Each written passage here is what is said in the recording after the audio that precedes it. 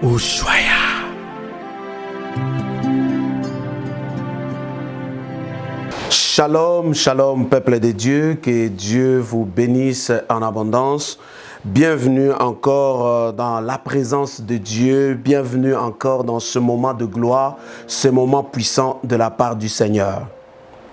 Je suis toujours dans la joie lorsque je me retrouve devant vous et je me retrouve dans la présence du Seigneur pour élever encore notre Dieu, pour le glorifier et bénir son saint nom. Ici, votre humble serviteur, le révérend Ali Kitoko, berger de l'église Cité de la Grâce.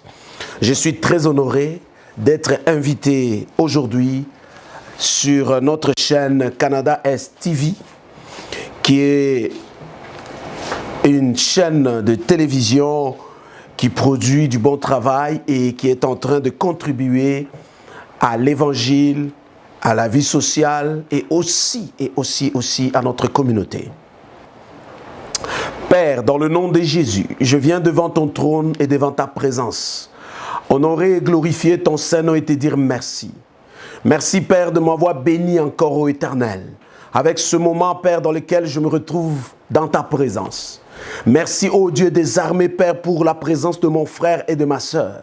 Merci pour tous ceux qui sont connectés, Seigneur, dont, Père, qui ne passeront pas, Seigneur, notre Dieu, sans être bénis et être visités ce soir, au nom de Jésus.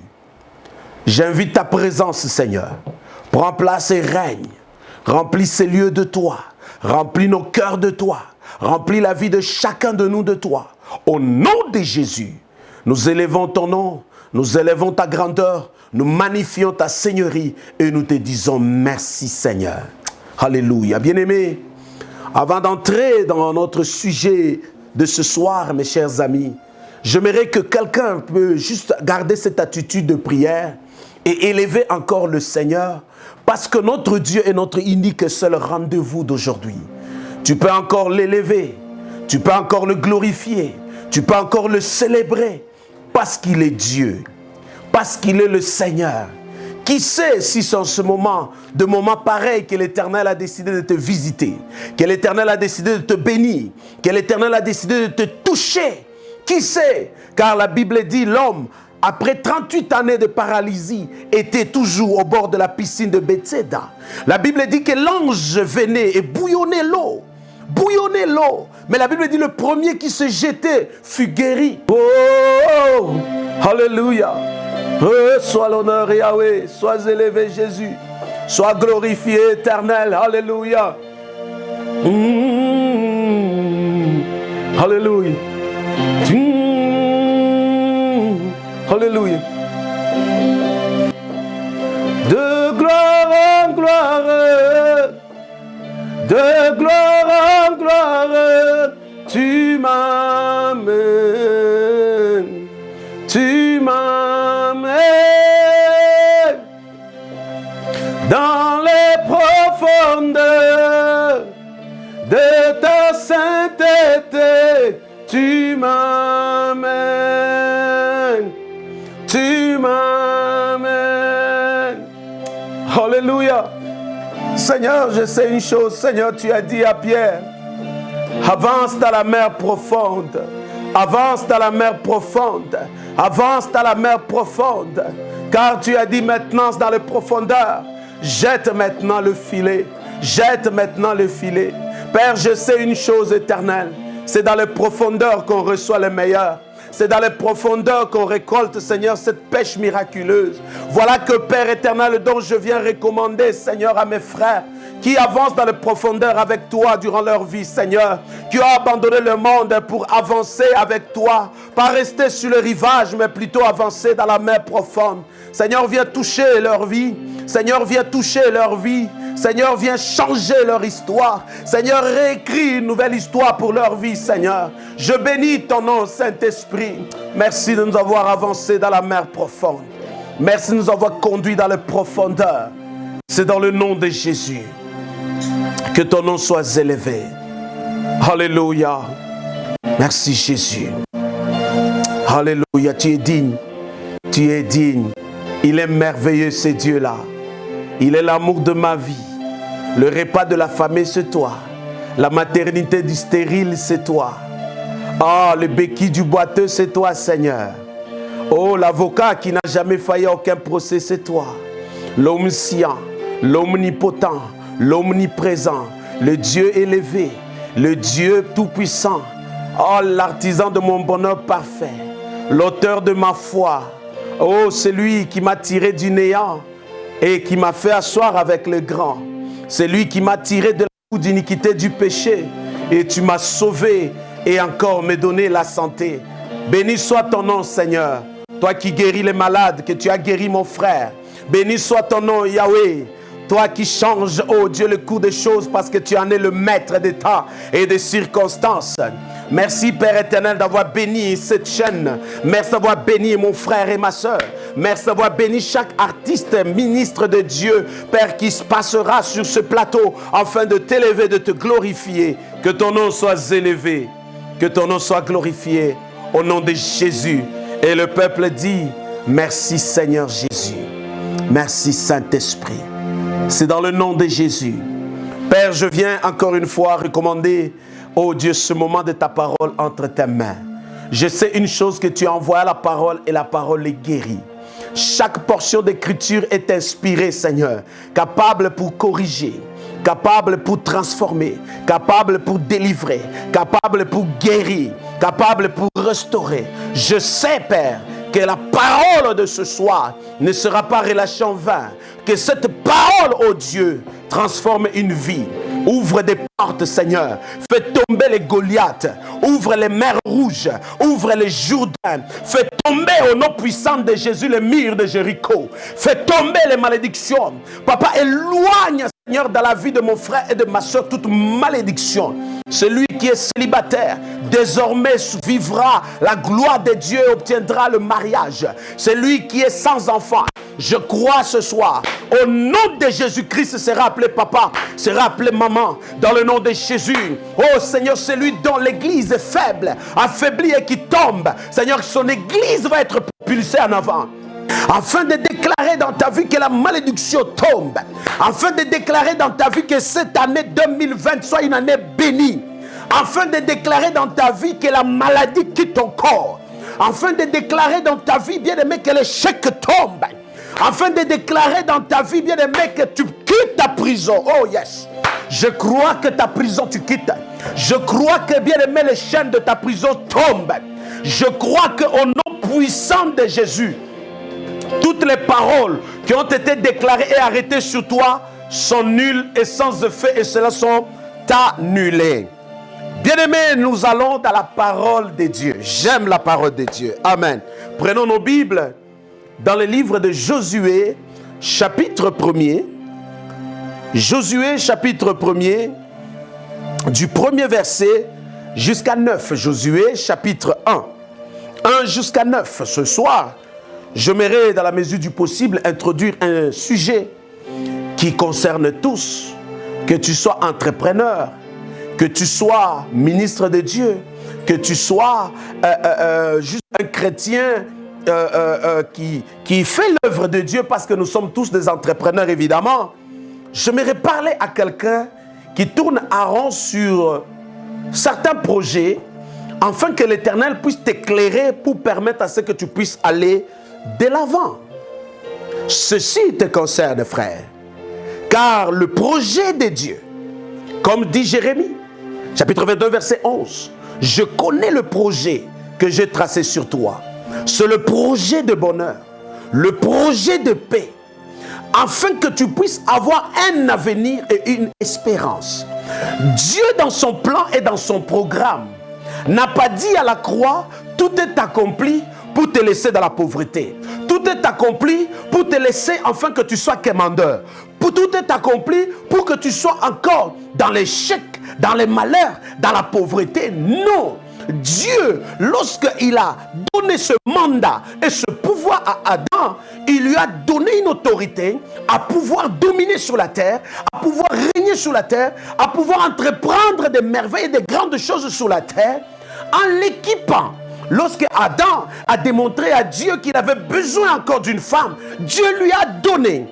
Dieu a équipé l'être humain avec les atouts pour pour que cet homme-là puisse réussir, puisse aller de l'avant, puisse progresser. La joie de Dieu, c'est de voir son enfant, c'est de voir l'église, c'est de te voir, frère, que tu puisses réussir, que tu puisses, bien aimé, tressaillir de joie, que tu puisses louer son nom, que Dieu m'a béni.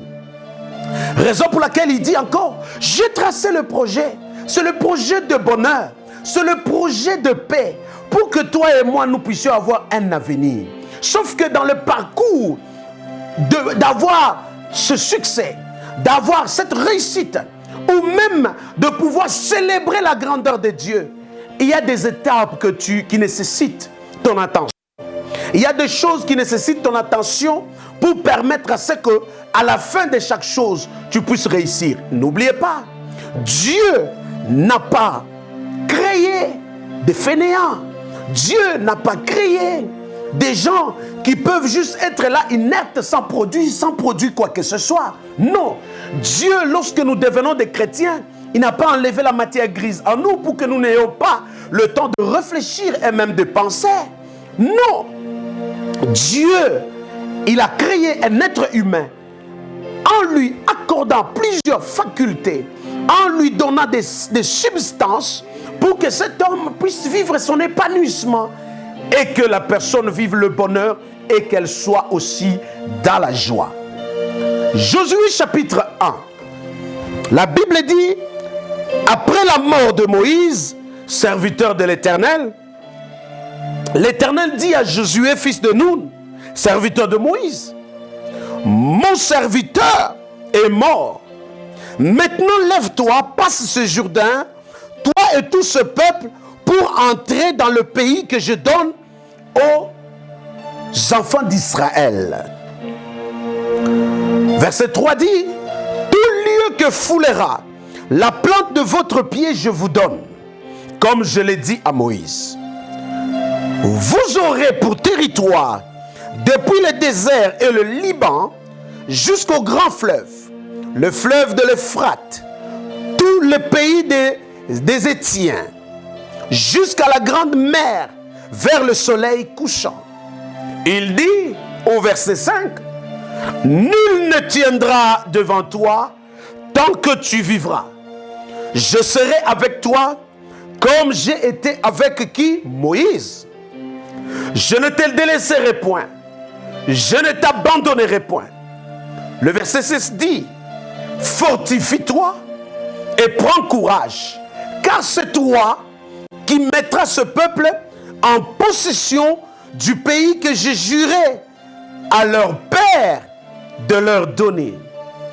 Fortifie-toi seulement et aie bon courage en agissant fidèlement selon toute la loi que Moïse, mon serviteur, t'a prescrite. Ne t'en détourne ni à droite, ni à gauche, afin de réussir, bien aimé souligner, afin de réussir dans tout ce que tu entreprendras. Oh, quelle joie de savoir que notre Dieu nous envoie dans une mission avec déjà la pensée de réussir, avec déjà cette volonté-là de réussir. Oh, quelle joie!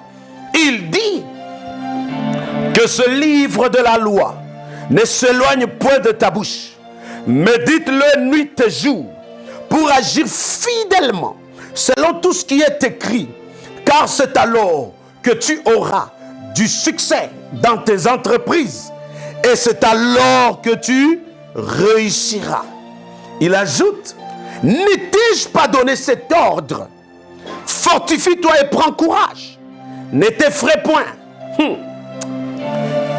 Et ne t'épouvante point, car l'Éternel, ton Dieu, est avec toi dans tout ce que tu entreprendras.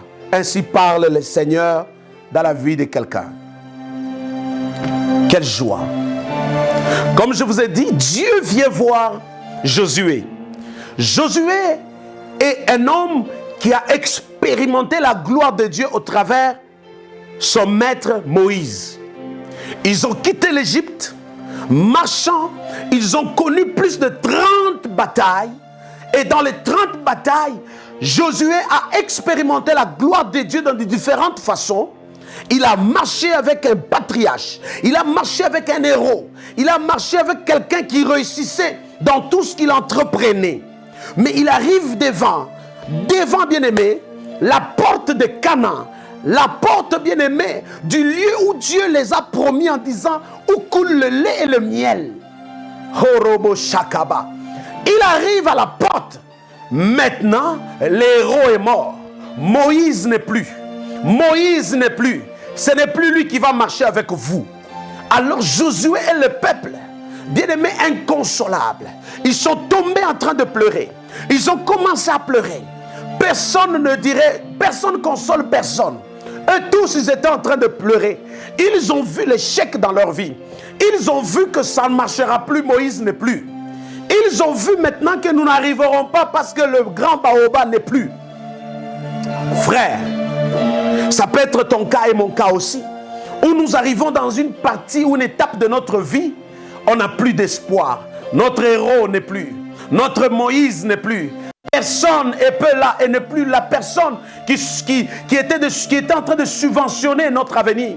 La personne qui était en train de nous aider. La personne qui nous encourageait. Le pasteur qui priait pour nous.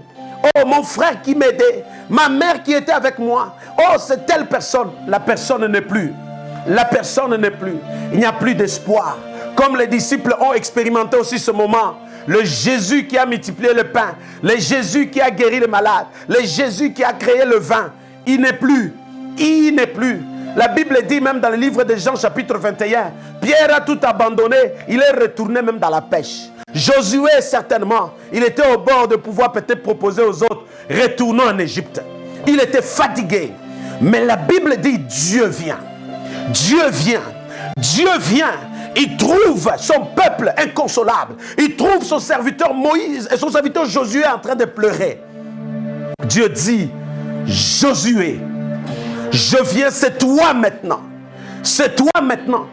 Tu vas prendre ce peuple. C'est toi maintenant qui va traverser le Jourdain.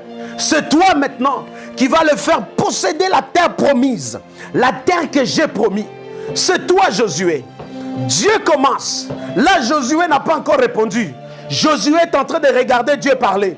Josué n'a rien répondu encore. Mais la Bible dit, Josué entend seulement attentivement. Dieu commence à lui dire, c'est toi, Josué, lève-toi, passe ce Jourdain. C'est toi qui vas faire posséder ce peuple, la terre que j'ai promis à les ancêtres.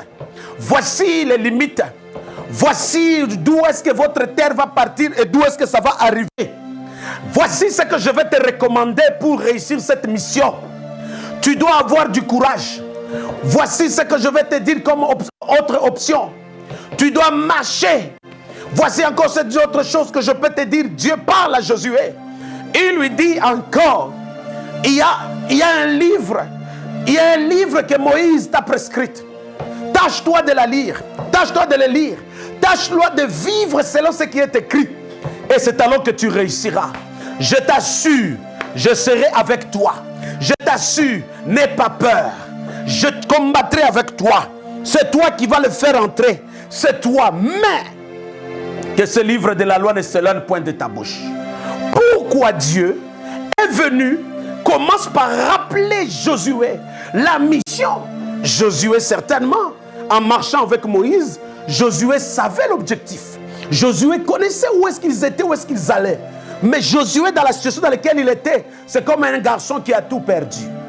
Frères et sœurs, Dieu commence par donner à Josué une vision.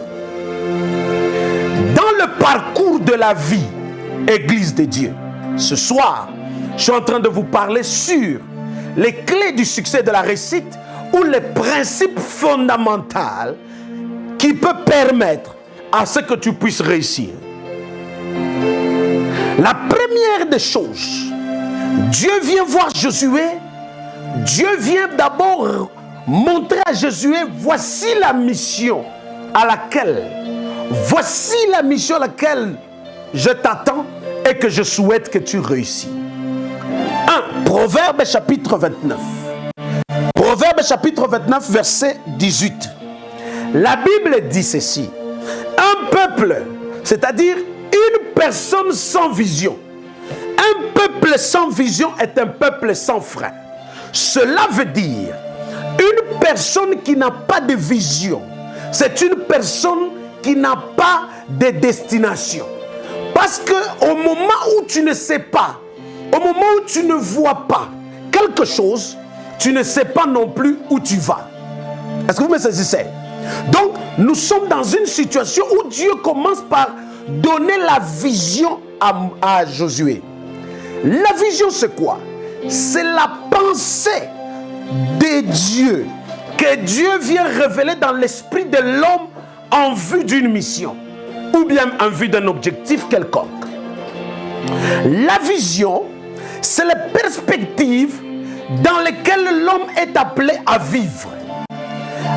La vision, c'est un but de quelque chose dont Dieu nous inspire, ou bien même nous pouvons nous inspirer pour l'atteindre. Une personne ne peut pas vivre une vie et déclarer j'ai réussi sans marcher dans la ligne de la vision. La vision, c'est ce que tu vois à la finalité de ta marche. La vision, c'est l'objectif que tu te donnes, qui est appelé à atteindre ou à réaliser. Dieu vient révéler à Josué cette vision-là pour dire que c'est toi qui vas faire posséder le peuple la terre promise. Dieu montre à Josué, voici la vision que tu as. Voici la mission à laquelle je t'appelle. Voici l'objectif qui va permettre à ce qu'une fois que tu atteins cet objectif, ta vision se réalise. Un peuple sans vision, c'est un peuple sans frein. C'est-à-dire, un peuple qui n'a pas de vision, c'est un peuple qui va tourner en rond. C'est un peuple qui va vivre le laisser-aller. C'est un peuple qui va vivre le désordre. Revenons sur toi et moi. Lorsque tu n'as pas une vision claire de ta vie, tu mèneras ta vie dans le désordre. Lorsque tu n'as pas une vision claire, frère, pour ta famille, tu mèneras ta famille dans le désordre. Voilà pourquoi la Bible dit, un peuple, c'est-à-dire une personne, une communauté, une nation, une église qui n'a pas de vision, c'est une église qui vivra le tâtonnement. C'est une église qui va patauger. La vie est appelée, frère, à vivre une vie ayant une vision et maintenant en marchant vers la vision pour son accomplissement. Lorsque tu n'as pas une vision de ta vie, tu manques les repères. Lorsque tu n'as pas les repères, tu manques de position. Lorsque tu n'as pas de position, tu manques même de motivation. Tout simplement parce que tu n'as aucune vision de ta vie. Nombreux aujourd'hui manquent la vision, manquent l'objectif, manquent le but même de leur vie. Et qu'est-ce qu'ils font? Ils imitent. Alléluia. Ils imitent. Sachez une chose. Le manque de la vision pousse toujours une personne à imiter la vision de l'autre. Sachez-le, l'imitation amène toujours la comparaison. La comparaison amène toujours la compétition. Et la compétition engendre toujours la haine et la jalousie. Raison pour laquelle, lorsque tu lances une affaire, et que quelqu'un d'autre n'a pas la même vision, il va se créer la même vision que toi, et une fois, ne sachant pas que ta vision à toi est inspirée de Dieu, raison pour laquelle Dieu t'a oint et il t'a béni avec la provision sur ta vision, et cette autre personne, manquant cette provision, deviendra jalouse. Voilà pourquoi nous avons le poison dans nos églises. Voilà pourquoi nous avons la compétition et la concurrence. Voilà pourquoi nous sommes braqués à nous autodétruire. Tout simplement parce que nous aimons nous comparer, nous aimons nous concurrencer, nous aimons nous poursuivre. la jalousie est le dérivé de la sorcellerie. La jalousie est le prototype de la haine. La Bible dit quiconque déteste son frère est capable de tuer. Raison pour laquelle on s'entretue. Je viens ce soir, frère, appeler quelqu'un en disant, mon frère, aie la vision pour ta vie. Et n'imite pas la vision de l'autre. Parce que ici, Dieu vient parler à Josué et il lui donne sa propre vision. Il lui donne sa propre vision. Oh mon Dieu. Merci Saint-Esprit. Même dans le mariage, messieurs, madame, ayez une vision. Ayez une vision. Là où il y a deux visions, il y a division. Là où il y a conflit de vision, il y a confusion. Vous ne pouvez pas vous retrouver, comme on dit, vous êtes deux pasteurs dans l'église. L'un a sa vision, l'autre a aussi sa vision. Vous ne subsisterez pas. Vous ne pouvez pas être un couple. Madame a sa vision, l'homme a sa vision. Sachez-le, les deux visions au croisement, ça crée la confusion. Et la confusion entraînera la division qu'on appelle le divorce. Je viens ce soir, frère, dire à quelqu'un, Dieu a déposé la vision dans Josué. Pourquoi? Parce que dans le cœur de l'homme, il y a plein de projets, il y a plein de pensées. Josué pouvait tout imaginer. Josué pouvait dire je retourne. Josué pouvait dire je baisse le bras. D'ailleurs même, il avait les bras baissés. Il ne pouvait même pas se lever. Il pleurait, le grand Moïse. Mais Dieu est venu déposer sa vision en lui. Je prie pour toi, frère, que tu aies la vision pour ta vie. Arrête de te concurrencer. Arrête de te comparer. Arrête d'imiter. Si quelqu'un se lève un matin, il commence les chaînes de télévision. Dieu ne t'a pas appelé dedans. Si quelqu'un se lève le matin, veut lancer un album, Dieu ne t'a pas appelé dedans. D'ailleurs, même tu t'autoproclames quelque chose que tu n'es pas. Sache une chose, à chaque vision que Dieu donne à une personne, il lui donne un manteau. Le manteau du pouvoir. Et à chaque manteau du pouvoir, il te donne l'autorité. Et à chaque autorité, frère, même le monde souterrain, le monde sur la terre et le monde dans le ciel attestent et approuvent. Raison pour laquelle tu as de multiples combats dans ta vie interminables, c'est tout simplement tu portes le manteau qui ne t'appartient pas. C'est tout simplement tu es dans la vision dans laquelle Dieu n'est pas. Dieu veut maintenant que nous puissions être cette génération-là. Cette génération-là qui va avoir une vision claire. Je parle aux jeunes aujourd'hui. Jeunes, je suis jeune aussi comme vous. Le succès de la vie dépend de la vision que vous avez. Jeunes, le succès de la vie dépend de qu'est-ce que tu as comme vision. Ne laisse pas ta vision être influencée par les amis. Ne laisse pas ta vision être modifiée ou même dérangée par ce que font les autres. Aie la vision pour ta vie. Alléluia. Dieu sait qui tu es. Dieu connaît tes potentiels. Dieu connaît tes faiblesses. Dieu connaît tes capacités. Dieu connaît tes faiblesses. Raison pour laquelle il te donne cette vision-là. Cette vision ne peut être comparable aux autres. Cette vision ne peut être de la même façon que les voisins et les voisines. Mais que la vision que Dieu t'a donnée, prends-la telle qu'elle. Car par cette vision, les miracles vont venir. Par cette vision, les prodiges vont venir.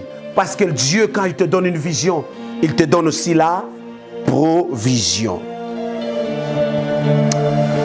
Ce soir, frère, cette première clé du succès et de la réussite dans la vie d'un être humain, c'est d'avoir une vision. Par la vision, tu peux bien t'inspirer ou inspirer, bien-aimé, avoir des objectifs qui accompagnent. Ce sont des objectifs à atteindre qui vont accompagner cette vision. Et j'ai bien dit, la vision, c'est la pensée que Dieu dépose dans ton cœur en vue d'une mission, en vue d'un but.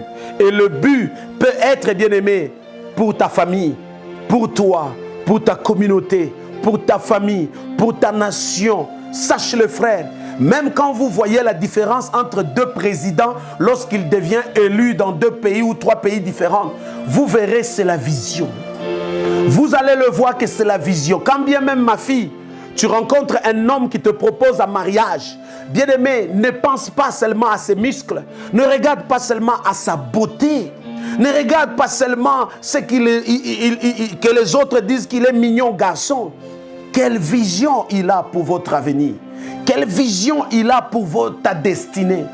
Raison pour laquelle, frère ou ma fille, n'entre pas dans l'aventure du mariage parce qu'il est beau.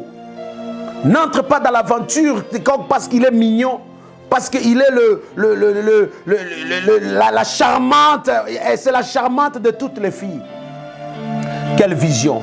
Nombreux entrent dans le foyer tout simplement parce que je n'ai pas le choix. Tu as un choix à faire. Tu as un choix à faire. Vous savez, même Adam, lorsque Ève est venue, il avait un choix à faire. Il avait un choix. Mais il a pris le choix, il a pris la décision et il a continué le parcours de sa vie. J'aimerais dire à quelqu'un ce soir, avant de terminer cette première clé, ne manque pas la vision. Prie Dieu, que Dieu te révèle, que Dieu te montre la vision pour ta vie. Souvenez-vous dans Actes des Apôtres, le chapitre 9, quand bien même Paul, après avoir expérimenté cette lumière que Christ se révélait à lui, il ne savait pas quoi faire de sa vie. Qu'est-ce que je vais faire? Oui, Jésus est venu dans ma vie. On lui a dit, entre dans la ville et on te dira quoi faire. Voilà pourquoi vous allez voir Paul, quand il écrit, il définit sa vie, il dit Paul, ministre appelé à.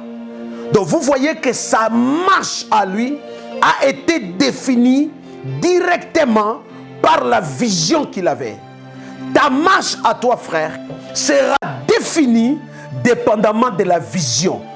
Je conclus en disant, c'est la vision qui va déterminer la direction. C'est ta vision qui détermine quoi? La direction. C'est la direction qui te permet d'avoir le repère. C'est par le repère, frère, que tu trouves bien la position. Et même, tu es motivé à marcher sur ce chemin-là par rapport à ta vision. Que Dieu bénisse ta vision, que Dieu bénisse ta vie, que la faveur de Dieu soit sur toi et sur ta famille. Surtout, frère, commence à jeûner et à prier et à demander à Dieu, Seigneur, c'est quoi la vision de ma vie? Et si ce soir, tu n'as pas cette vision, tu peux nous contacter, on va te soutenir pour permettre que tu puisses comprendre c'est quoi la vision que Dieu m'a donnée, parce que c'est au travers elle, tu verras que ta vie a un sens. Mais si jamais tu connais déjà la vision que Dieu t'a donnée, je t'invite, frère, à dire à Dieu, Seigneur, donne-moi les substances pour l'accomplissement de cette vision. Je crois, j'en ai cette vision et cette clé du succès et de la réussite. Mais ce soir, je termine par ce point en disant, bien-aimé, dans notre prochaine émission, nous allons venir vous donner les autres clés du succès et de la réussite. Pour que tu réussisses, pour que tu puisses atteindre ces objectifs, pour que tu puisses avancer, pour que tu puisses vivre le progrès, tu as besoin d'avoir une vision. Parce que ta marche à toi va dépendre d'elle. Que Dieu vous bénisse. Je vais prier pour vous. Père, dans le nom puissant de Jésus, je viens prier pour mon frère et ma soeur. Laisse que ta faveur soit sur chacun d'eux. Je bénis leur vie, je bénis leur famille. Permets à ce que, Seigneur, que tu les ouvres les yeux ce soir. Ouvre-lui les yeux, Seigneur. Vois combien, Seigneur, tu as dit dans ta parole dans le livre de Matthieu, chapitre 15, verset 14. Vois combien des aveugles qui conduisent les aveugles. Combien d'églises n'ont pas de vision. Combien des hommes n'ont pas de vision même pour leur destinée. Combien, Seigneur, de communautés qui n'ont pas de vision, Seigneur. Combien, Seigneur, tu vois, Père, des héros, soi-disant, qui n'ont aucune vision, Seigneur. Je prie ce soir, accorde la vision à cette église, Seigneur. Car la conduite et la marche de cet homme de Dieu dépendra de la vision que tu lui as donnée pour conduire ce peuple. Mais tu as dit, Seigneur, il y a plein d'aveugles, les gens qui ne voient rien, les gens qui n'ont pas de perspective, les gens qui n'ont rien à l'horizon, mais qui conduisent au moins les églises. Et qui conduisent les églises où? C'est dans la ruine, c'est dans la perdition, parce qu'ils ne voient rien. Seigneur, combien sont ceux-là, dans cette période où les gens, tous peuvent prêcher, peuvent parler, peuvent réunir 5, 10, 15, 100 personnes, se disant que Dieu m'a appelé. Et pourtant, tu ne les as pas appelés. Ce n'est pas le nombre de fidèles qui détermine la puissance et l'efficacité de la vision. Non. La vision, Seigneur, venant de toi, peut être une vision même pour conduire une église de 5. Mais pourvu que c'est la vision de Dieu. Mais je prie pour ce frère qui s'est inspiré seul cette vision, basée sur son orgueil. Mais Père, pardonne-lui. Seigneur, bénis, Seigneur, les églises maintenant. Seigneur, vois ce frère qui tourne en rond. Parce qu'il imite, il se compare, il tâtonne, il est à gauche et à droite. Parce qu'il n'a pas une vision claire pour sa vie. Je prie pour lui, Seigneur, afin que, Père, tu lui révèles ta vision comme tu as révélé à Josué. Révèle-toi à lui, Seigneur. Révèle-toi à ma fille. Révèle-toi à mon fils, Seigneur. Révèle-toi, Seigneur, dans le nom de Jésus. Merci pour aujourd'hui, Seigneur. Merci encore au Éternel pour cette prochaine émission, Seigneur, où nous allons encore donner les outils, Seigneur, pour ces entrepreneurs, Seigneur, à devenir, qui veulent, Père, lancer un business, qui veulent lancer une affaire, mais Père, qui ne savent pas dans quoi embarquer, ils ne savent pas dans quoi démarrer. Mais Père, parce que tu es Dieu, quand tu donnes ta vision, tu donnes aussi la provision. Merci pour ce soir. Au nom puissant de Jésus que je bénis chacun de nous. C'est pour la gloire de ton Saint-Nom que j'ai ainsi prié. Amen. Merci Saint-Esprit. Est-ce qu'on peut acclamer le Seigneur? Gloire au Seigneur. Mes chers amis, je vous invite dans notre prochaine émission, bien aimé toujours sur Canada Est TV. Bien aimés, soyez connectés nombreux dans notre prochaine émission afin que nous puissions vous outiller, vous donner tant d'autres éléments qui vont vous permettre d'avoir du succès. Dieu en a décidé de donner à Josué ces outils pour permettre qu'il puisse réussir. Sans ces outils, Josué allait manquer son coup, il allait échouer. Nombreux comme toi, tu peux être en train de tourner à rond. C'est tout simplement parce que tu n'as pas les éléments que tu peux bien utiliser pour atteindre cette vision ou même réussir ta mission. Que Dieu te bénisse. Ici votre humble serviteur, le révérend Ali Kitoko, berger de l'église de la grâce. À très bientôt.